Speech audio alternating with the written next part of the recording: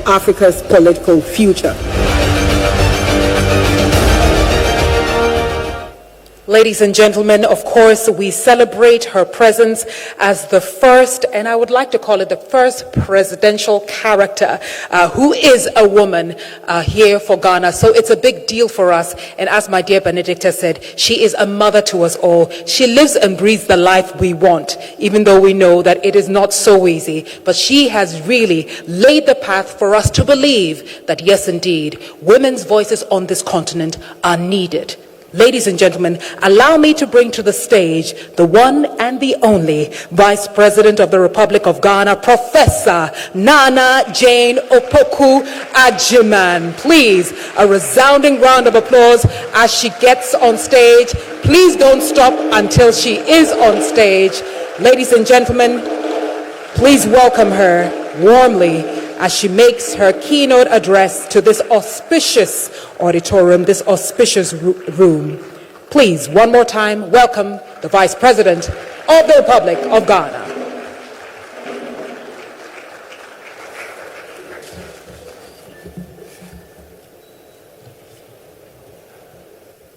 Thank you very much. Please take your seats.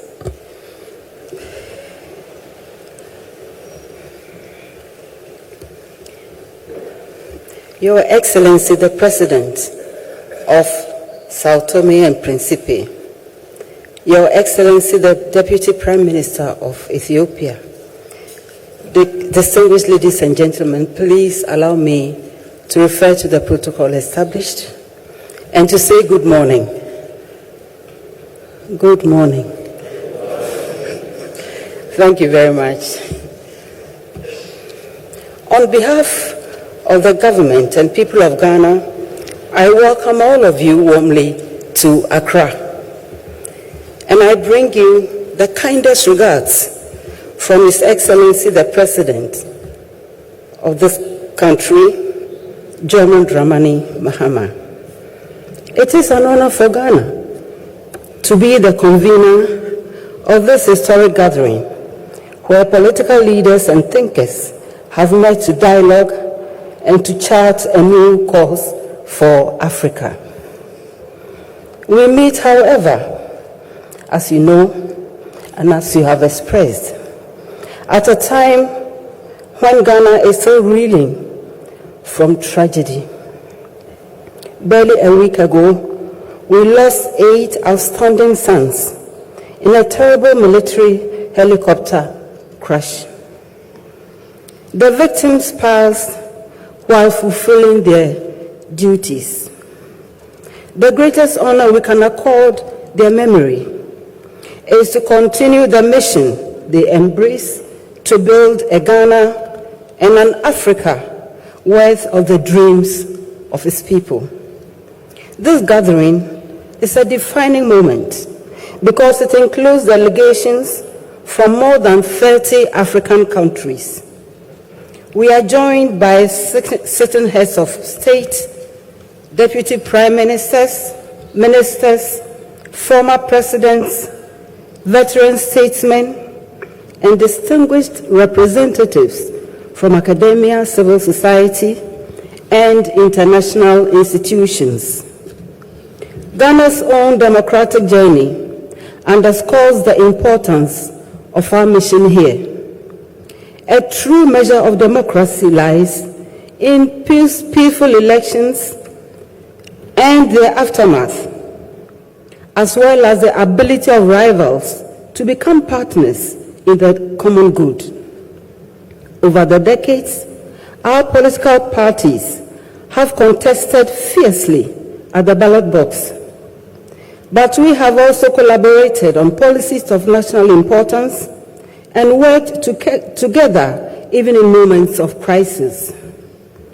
Democracy must be adversarial only in the marketplace of ideas. This is because power is transient while the nation endures. And partisan victories mean very little, if any, if they are achieved at the expense of national cohesion. The theme for this summit, from politics to prosperity, speaks to the reality that politics, when divorced from the pursuit of well-being, becomes empty. Our people do not ask us to perform politics for its own sake.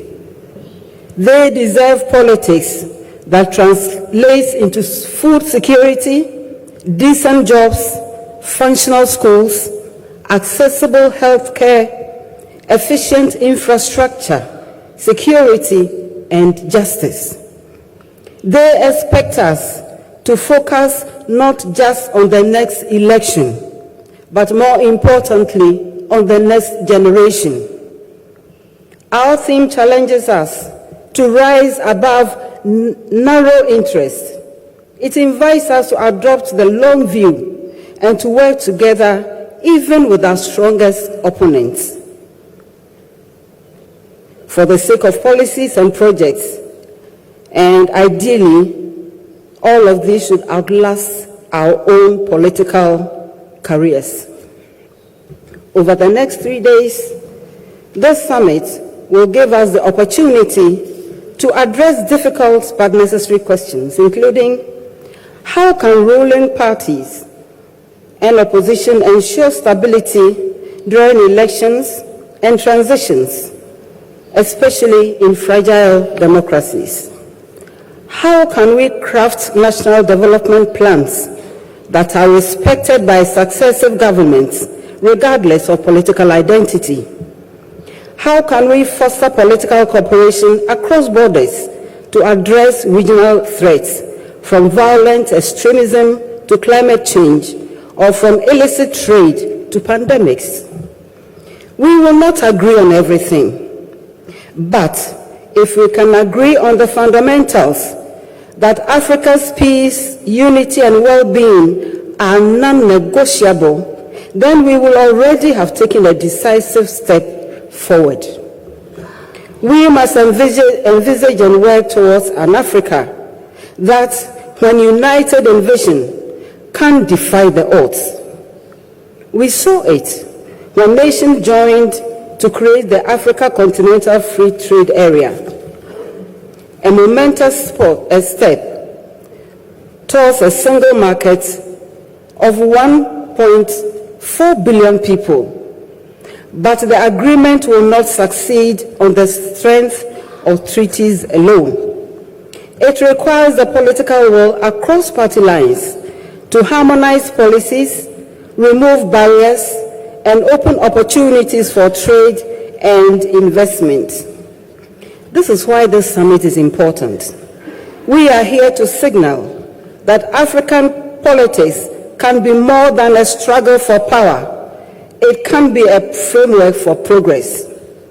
One of the most enduring legacies of this summit will be the official adoption of the implementation framework for the African Political Parties Initiative, that is the APPI, a platform to institutionalize inter-party dialogue, build capacity, and sustain cooperation. The APPI will give our parties a permanent mechanism to exchange ideas, to resolve disputes constructively also, and to collaborate on our shared priorities. In short,